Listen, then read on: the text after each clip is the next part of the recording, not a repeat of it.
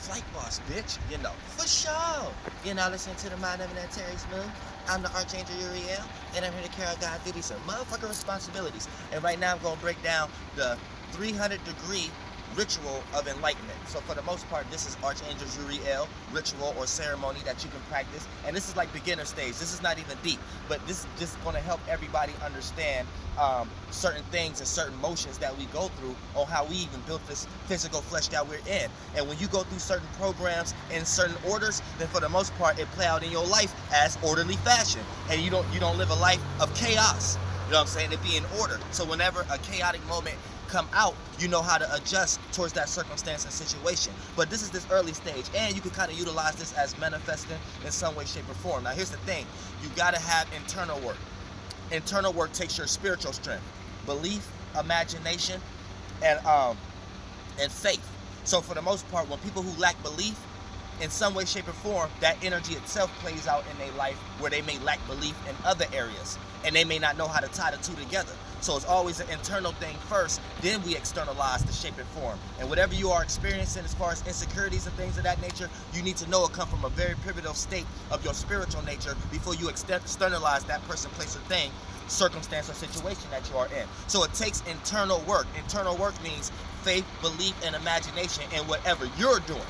Not faith, belief, and imagination and whatever that's lost into the world, externalized as far as exoteric, the EXO version, and what's common knowledge and how they got y'all lost into these magic squares. But for the most part, here's the thing. You're going to need like 3 things. Preferably 4, but 4 is not necessary if you kind of already anticipate and you know what you're actually doing, because the 4th object is something that you're going to need to stumble over. Now, you're going to go over 12 houses. Now, all of them ain't going to be for full 30 seconds, but you can if you want to get deep into the energy. So each step that you take within this ritual, which is the 300 ritual of enlightenment, authored by Archangel Uriel, this is a beginner stage of helping you get enlightened and help you manifest and see things that you want to manifest a lot faster in your life, or you can actually see pieces in it, in everything. A certain person, you can see it through a certain object, a certain situation you go through. You will be able to see that thing that you're trying to manifest, and therefore your mind won't be blocked on only one outcome on how that can manifest, and therefore that's how you limit yourself. So the 3 objects is the main ones. You need an altar or a magic table, aka something to sit something on, or you just have to be in a place of balance, aka a place where you do your meditation, or where you do your spiritual seclusion and equilibrium energy at, aka when you shear yourself from the world and just listen to your favorite songs or do certain things like that, right? Now here's the thing, right? So that's what you're gonna need, but preferably have it. If you into this shit, you got an altar or something like that where your crystals and gems is on, or at least a floor, or a mat and a sigil or a pendulum or something on the floor, something. You got something if you into this shit, or I don't even know what you're doing watching my channel. Now for the most part, here's the thing, you need that. Now you need a name, aka a name or a title or a word that represents a value or a feeling, aka something you want to experience. Try not to get too lost into the left brain world, because you might think, oh, I want to experience $1 million.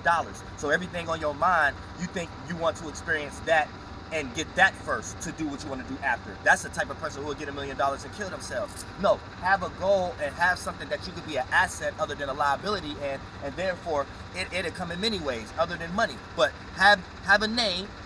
Back in the day, like 2,000, 3,000, 4,000 years ago, this is how they were summoning people like me, Archangel Uriel. They'd make a sign of sigil with the planets and the alignments, break it down, create a language or virtue or principle off of it, and when they harness it and trap it with the sign of sigil, and then they have the intent, the internal work, the feeling, and the vibration, and therefore the images come to them like messages and visions and shit like that. And you know what I'm saying? And slowly but surely, we make that kind of physical. So you need internal work. So for the most part, you need a word, name, or a title that represent whatever that you're trying to manifest. If you're doing this for a practice and a ceremony, or you just doing this for the regular beginner stage of getting enlightenment, that can lead you into other things, especially when I start my school for all the mental pilots out there. You know what I'm saying? So for the most part, here's the thing. You're gonna need that magic table or that altar, something to place something on. Then you need that name and that title that represent a vibration. Now you need an object. You need an object that name that you're adding value to represent. So that object could be anything. You might say if it is money. I hate to get lost, but I got to make an example for the low vibrational people. Say you do want to manifest money. That's the name and the title. Oh, I want to manifest $1 million. This object that's going to represent that for this ritual and the ceremony it don't even have to be money. It could be anything. But you gotta have the faith and belief that whatever that is, slowly but surely will take the shape and form of whatever the image or vision in your mind you're given it. See what I'm saying? This is where that internal work comes from. I told y'all, faith powers, faith, belief, and creativity / imagination. Now, here's the thing. So once you got the name, you got the object, and you got the table or the place of your balance, then for the most part, you're 3 complete. Now, like I said, if you, especially at a beginner stage, you can get anything to stumble across because that's going to be for the second house. Now, we're going to be moving 12 houses, so it's 12 space. That's why it's called the 300 degree, because it's 30 times 10. So for the most part, you're going to have your eyes closed, and then you're going to have your eyes open on certain houses when you're traveling. So for the most part, here's the thing. We're in the first house right now. So you want to have your eyes closed and just have the image which you're trying to manifest, or just have the image of yourself if you're just doing this for the sake of enlightenment. If you're just doing this for the sake of enlightenment, you want to have your eyes closed and have the image of yourself, aka as a spirit, you want to find yourself here on this world, aka a shape and form that represents you, so you don't have to be lost into all the other things to explain yourself for you. Because as a spirit, you're no thing. So you're trying to find something that represents you to fulfill your space, because you create things to fulfill your space, but y'all forget that y'all ain't the creation, y'all the creators. Y'all forgot that. So for the most part, this is what you're trying to find when you're in some spiritual work, basically, at the root cause of it. So you're going to have your first house. You're going to have your eyes closed with that image in your mind and in your heart of what that is.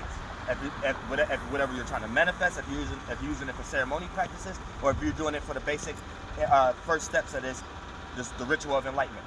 Do this for 30 seconds. Don't, anytime another thought or feeling come in your mind, esoteric karate, chop that out of your mind and heart and your feelings, right? Do that for 30 seconds. Now, the fourth object that I was talking about, if you had a beginner stage, was going to be something that you trip across. Because after 30 seconds, if you already know about this, which if you're watching this video, you know about this, right? Stumble and fall and catch yourself, right? Just do it on purpose. So after the 30 seconds of the first house, you're going into the second house. You stumble and fall and catch yourself, right? Then once you do that, say the word that represent the object. You know what I'm saying? Because here's the thing, this is what I forgot to say. You're going to place the object on the ground in front of the table or whatever like that before you pick it up. But the name, this represents that object of one of the 3 objects, aka the table, the altar, or the place of your balance, the object, and then right now we're getting into the name. So once you do that for 30 seconds, right, you go into the motherfucking, the second, you stumble, catch yourself, like you're just playing a role, right, and then chant the word, or just say it, or whisper, however you do it, just say that word. Or have it on your mind very strongly if you are a witch or a wizard into this shit spiritually for a long time and you've been doing this shit, right? Boom. That takes you from the second to the third. Then once you say the word, right? Think about, once you say that, that's the transition from the first to the second to the third. And like I said, each house ain't going to be 30 degrees. But for the most part, you're doing this with your eyes closed. So like I said, let's repeat. First house, idea and thought of yourself or whatever you're trying to manifest for 30 seconds. After that, move, stumble, say, chant the word, fuck, whatever the word is, flight. Dude, then once you do that, now we're getting ready to go into the fourth house. Make sure you do this, but make sure you have the internal work. The internal work means silencing your thoughts. That means erase the thought and the feeling that you just chanted, right? Because now it's into the ethers. Now, do that for 30 seconds, right? And just experience that as an emotion. You're in the fourth house. Now, this is the second 30 seconds, because we're in the fourth house now, the cardinal from the first house. So for the most part, here's the thing. But each house represents 30 seconds. That's why it's called the 300 degree. And for anybody who might be thinking. But like I said, right? Boom. Harness on that emotionally, right? But erase your thought. Don't have no thoughts about it. Just experience what's going on at the moment. Let other thoughts come in. You know what I'm saying? Just be clear. Now, once you do that, now you're going to open your eyes. Once you open your eyes, you're now going into the 5th space. Now, the 5th space is expression. It's like Leo energy. You know what I'm saying? The Leo constellation came out of the 5th house. So you're going to utilize the invoking. This is evoking. You got to make sure you're doing this. So once you do this for 30 seconds out of the 4th house, now open your eyes and look at the object and focus all that energy you just did from the 1st house for 30 seconds, the idea, whatever like that, or if you want to learn about yourself. 2nd house, stumble and fall. 3rd house, chant the name. 4th house, do this and erase those thoughts of this experience. And then for the most part, now the 5th house, you're going to open your eyes, look at the object that represent that name, and then you're going to do that towards it. So you're going to do that at the object, and you're going to do that for 30 seconds. And you got to have internal work, though. You got to really have faith, belief, and imagination that all that energy you just did, and then that nothingness you jumped into when you erased your thoughts, you got to make sure that all of that concept is being filtered, and is you really doing that, and you really shooting it into that, and that's the only thing on your mind and heart for 30 seconds. Now we're getting into the sixth house. You're going to pick the object up. So you're going to pick the object up with both hands. Once you pick the object up with both hands, you see what I'm saying? Start to think. Start to think and ponder on the object or whatever like that. Think and ponder on the object, right? So for the most part, this is what you're going to do also. Now, once you think and ponder, you're analyzing what you just did. Like, you're analyzing. You're like, damn, I just put all that power in this object I'm touching right now, right? So that's the sixth house. You're making it work and construct it in your mind of what you just did, or you're creating the imagination. So that's making it work and putting the pieces together esoterically, spiritually. It will formulate down here. Believe that. You gotta have the internal work though. Now, you're moving into the seventh house. You're gonna place that on the altar, right? Or your place of balance, or your pendulum, or your circle, or wherever that is at, right? Because that's the place that's going to be balanced. So that's where you're going to place that object up out of your hands now, right? And what you're going to do is you're going to put your right hand on your heart, and you're going to put your left hand on your sexual organs, whether you got a pussy or a cock, you're male or female. You see what I'm saying? Because this is what this represents. The right hand represents the internal, the right pillar, the emotions and feelings, the nighttime. The left hand represents externalization, the light, and how we come through realms of reality through the motherfucking sexual organs. You know what I'm saying? Like if you was walking down a hallway or something like that. That's what that represents. That's what we make buildings and temples for. Now, for the most part, once you do that, you're gonna do that for 30 seconds after you led that. So boom, that's you completing the seventh house.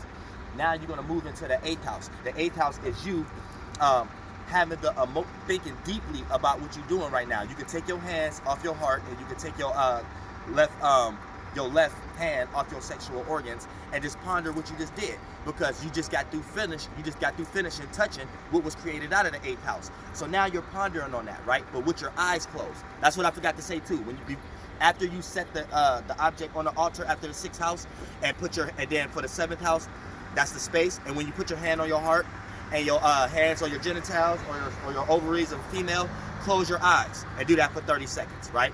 Then in the eighth house, you could take that off and just ponder on that with your eyes closed for another 30 seconds, right? That's the eighth house if you thinking deeply into it without relating no ritual or spell with it. You're just thinking, you're just doing it internally, what you just did in the seventh house, but internally without physically doing that. You see what I'm saying? That's you diving deeper. Then in the ninth house, stepping into the ninth house is you opening your eyes now after that 30 seconds. Once you open your eyes, you look at the object again and look at your surroundings. Look at your whole surroundings and experience it. Experience it. That's the fire.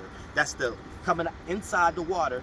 Now that's the first idea of how you're going to see everything that's outside of you that became the fire that was internal and externalized. Ninth house, right? It's like the Sagittarius house. But for the most part, it's just ninth house. Constellations, they move. But for the most part, boom, that's you experiencing. Now, for the most part, when you rock into the 10th house, that's you have a conviction of what you just did. So that's you stopping.